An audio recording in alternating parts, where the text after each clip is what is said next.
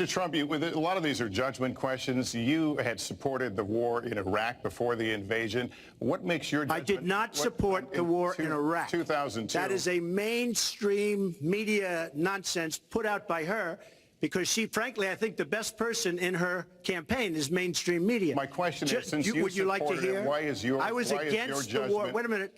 I was against the war in Iraq, just so you put it out. The record shows otherwise. The record does not show that. Why is your judgment The record shows that I'm right.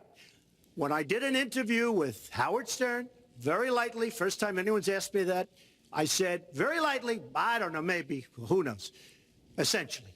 I then did an interview with Neil Cavuto. We talked about the economy is more important.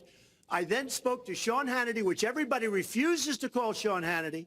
I had numerous conversations with Sean Hannity at Fox, and Sean Hannity said, and he called me the other day, and I spoke to him about it. He said, you were totally against the war, because he was for the war. Why is your judgment better than... And that was before the war started.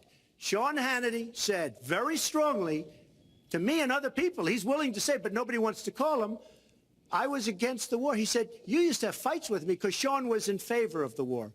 And I understand that side also, not very much, because we should have never been there. But nobody called Sean Hannity.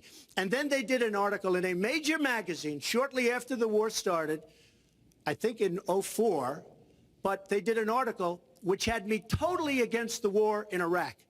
And one of your compatriots said, you know, whether it was before or right after, Trump was definitely, because if you read this article, there's no doubt. But if somebody, and I'll ask the press, if somebody would call up Sean Hannity, this was before the war started, he and I used to have arguments about the war. I said it's a terrible and a stupid thing. It's going to destabilize the Middle East, and that's exactly what it's done. It's been a disaster. My reference was to what you had said in 2002, and my question was, why is your judgment...